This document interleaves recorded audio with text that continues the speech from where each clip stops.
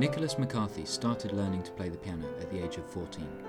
By the time he reached 19, he was accepted into the Royal College of Music, where he now studies.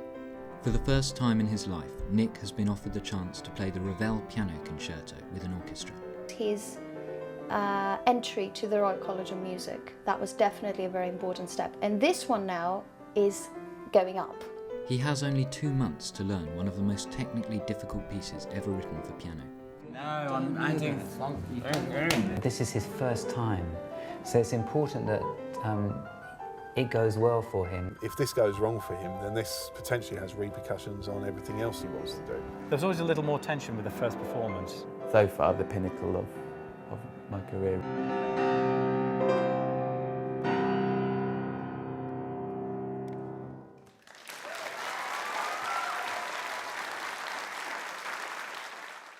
Learning and performing the Ravel Piano Concerto would be difficult for anybody, but Nick faces an even greater challenge.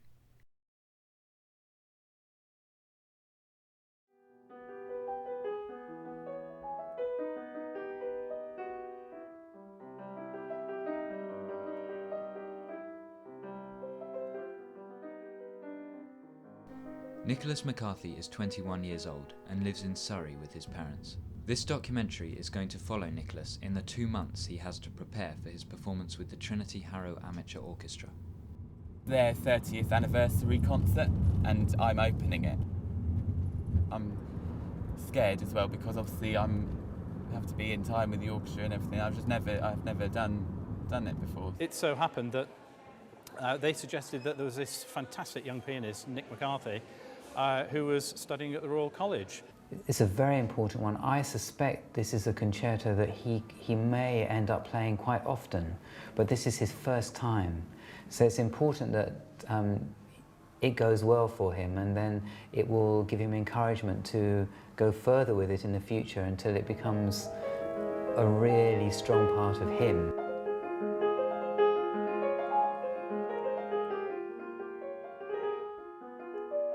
The Ravel Concerto that was written for Paul Wittgenstein, as he lost his hand in the First World War, and actually then realised, because of course he wanted to play the piano, he actually commissioned composers such as Ravel, and then later on Prokofiev and Britten and Hindemith and Franz Schmidt, lots of composers to write concertos. He's been asked to do it. It's their 30th anniversary. He's being asked to play a recognised as being one of the most well-known and also most difficult pieces, and his very first time with a full orchestra. So there's an awful lot of pressure on him. I know he acts as if it's all life's wonderful and let's have lunch and all the rest of it. In reality, he knows and recognises, and we certainly know and recognise, that he's going to have to knuckle down. Yeah. So, the Ravel Concerto.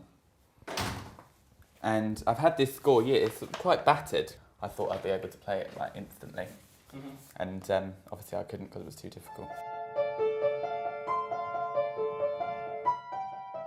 He rang me at home. He said to me, "And there is something I'd like you to know."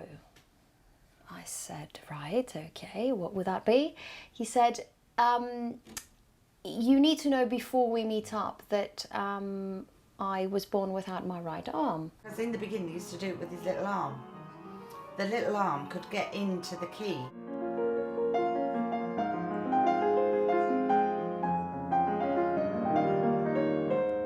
And I played with my little arm and my left hand. If I continued to play the way I used to, I probably could have made a quick amount of money. Quite a nice amount of money, I reckon, but I reckon it would have been very short-lived. It would have been a novelty. It would have been a novelty thing, and then that would have been it. And I would have been a freak show. If it goes badly the first time, it's a bit like, oh God, it's tainted for the rest of your career. And I love this piece and I don't want it to be a bad experience.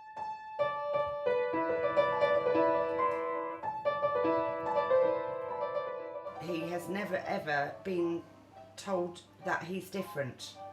We've always made him the same as other children. It would have been incredibly easy to wrap him up in cotton wool, say, there, isn't life terrible, oh dearie me, and define him purely by the disability. And keep him cosseted, but we haven't. No, but We've in always reality, let him do what he's do whatever he wants to try things. Yeah. I mean, I tried everything when I was younger. I tried French horn lessons, trampoline in lessons that lasted like one lesson, and Mum had paid for a whole term, and I did it once and then was like, no.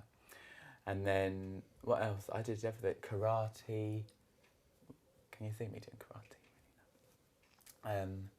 Loads of stuff. And obviously, piano was kind of the last thing I tried. And then that's the thing that I ended up doing. But I just didn't click with it that I quite liked it, and I should have. Instead, I was like, oh, I like the piano. I'll go and play the French horn. I mean, it's like...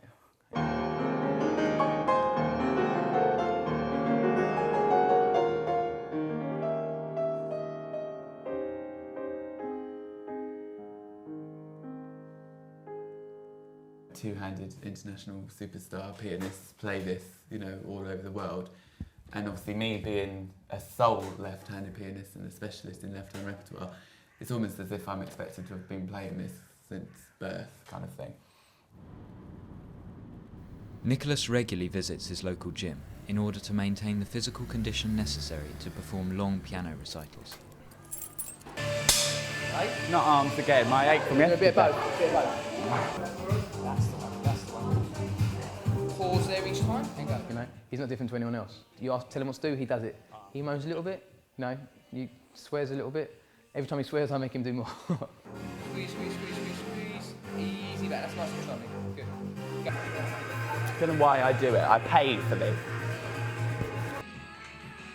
3 to go, mate. I've trained people with different disabilities in the past, but never one with one arm. It was a challenge, and it's made me want to develop my skills a bit more as well. You know, and since Nick's been here for the last 6 months, all the trainers have now really wanted to learn more about training people with disabilities. That's the one. That's the one. No twisting. Stomach tension. London Fire Brigade say they can't promise to send a fire engine. People have doubted him. I don't know. He might feel he's got things to prove. I don't know, but he's come so far in the music world, you know, the classical music world, that I think if he continues with that progress, he can probably achieve whatever he wants to achieve. With this gym, they're really good. As you saw, they gave me all these exercises for my little arm as well, so they always even it out, which is the first gym they've actually kind of thought outside the box. Yeah, some people are just, I've decided who are just stupid. I mean, it's not difficult to comprehend that, okay, this guy's got one hand, let's give him dumbbells. He was just thick. He was just thick. Oh yeah, can you hold this? It's some big weight. This, you know those big medicine balls? They're like these big ball with a handle on it. And he'd given me 2 of them. I'm like, what? Where do you, right, okay, you tell me how to pick it up with my right arm and I'll do it. But tell me how to, oh, sorry, I forgot. It's just stupid. So yeah, it didn't last long with him. As part of the preparation, Nicholas gives a solo recital at the Epsom Playhouse.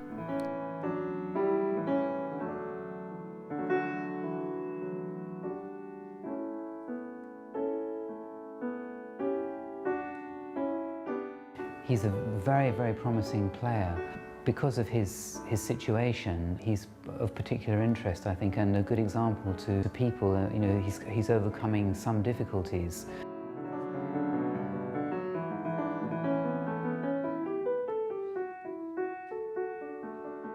If he was born with 2 hands, I don't think he would be a concert pianist. No. Would he? No, I don't think so either. I think the opportunity, he is what he is because of the lack of the hand.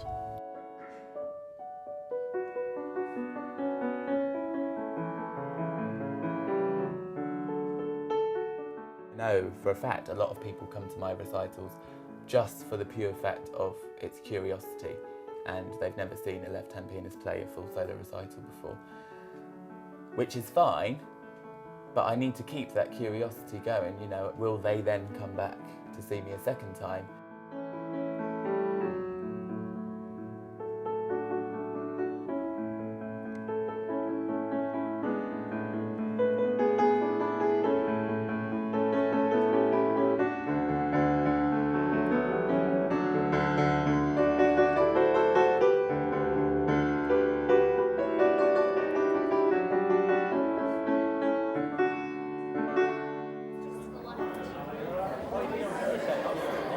The only thing that I haven't recorded on was the last piece that was on there. I haven't isn't recorded, but everything else is the same. So. About my son. What's your... You inspired me to come and see you today because my son has a disability. Oh. I think you're truly amazing. Oh, lovely. Oh, well, thank you so much. Glad you enjoyed it. Eyes and I couldn't believe the sound you were getting. Oh, good. It was amazing. I ain't...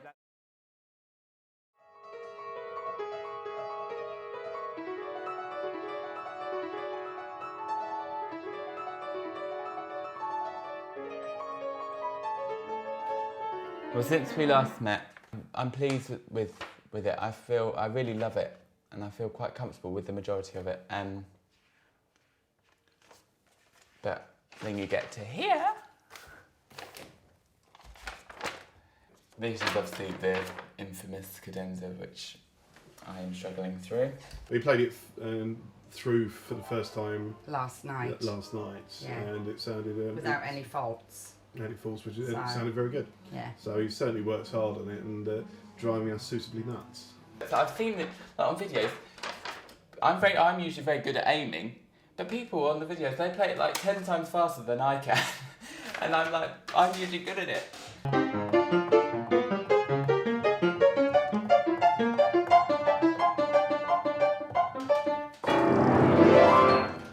But it's meant to be go so much faster than that and more accurate. Just gets faster and faster around. I can't do it.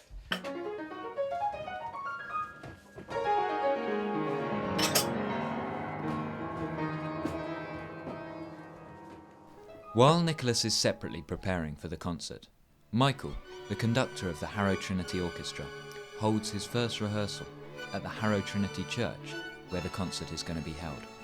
This time, they rehearse without Nicholas. The fact that Nick was actually born without a right arm is completely immaterial to why he's here. Nick's here because he's a huge, prestigious musical talent. And we will be seeing Nick on the Friday evening. So have a quick look before then. Thank you very much, everybody, for your work this evening. Well done, everyone, and I look forward to seeing you next Friday. With only 3 days to go before the concert, Nicholas is travelling to London for a final piano lesson with his teacher Nigel. Yeah, should be interesting. Hoping it goes well. If it goes awfully, then I'm obviously only got a couple of days to sort it out. So, yeah.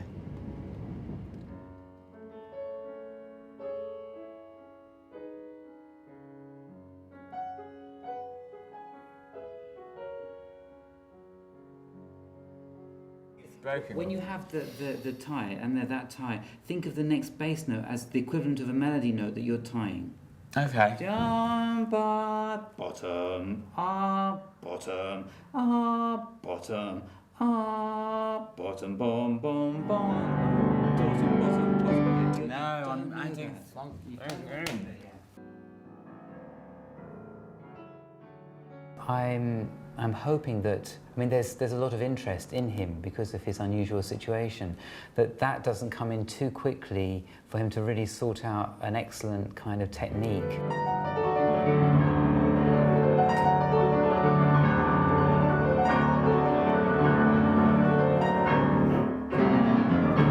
Oh, no! For example, this Ravel concerto is a really difficult piece. It's very, very hard. And he's made some fantastic strides with it. But it makes me realise there are some things I wish we could deal with quite soon, at leisure. But of course, he has the performance coming up, so some of those things have got to be kept back a little bit until he's done the performance.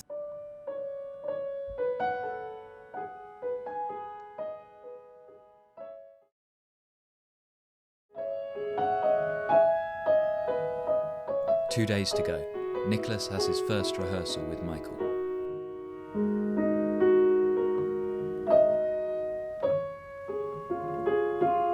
Ideally, the way that I always approach it with concertos and doing this is I hope you just play what you want to do and we'll take care of the rest. But I want you to feel really comfortable. That's all right, don't worry. Every performer remembers the first time they played something, and it's such a huge learning process and a huge learning curve, you know, to do that, to actually walk on a stage and just bare your soul to your audience and say, this is me, this is how I feel, and play music. 1, 2.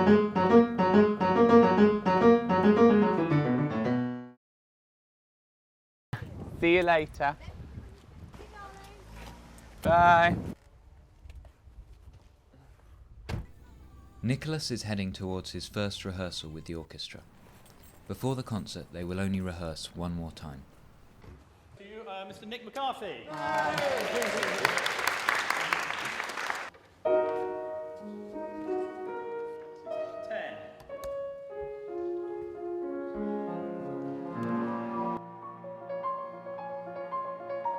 It's a fantastic concerto, but difficult for the pianist to play. Any pianist, you know, whoever. And it's difficult for the orchestra as well. There's lots of cross rhythms going on and lots of things mulling around. No, It should have been twice as fast as that. yeah, yeah, the same as the first. Well, I think did Yeah, I? yeah. Sorry, right, So- shoot me.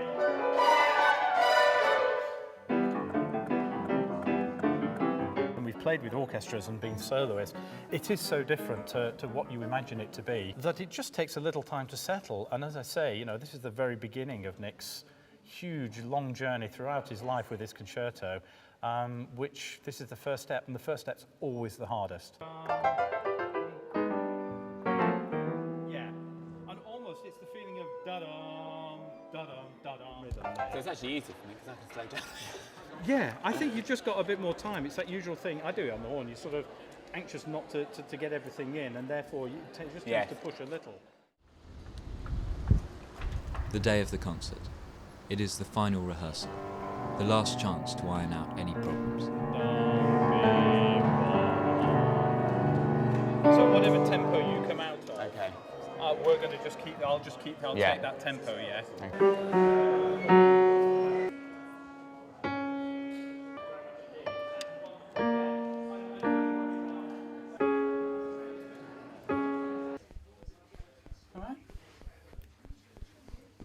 Could you do the left one and then I can do the... Yes. Don't ever need to. Lovely, thank you. Done.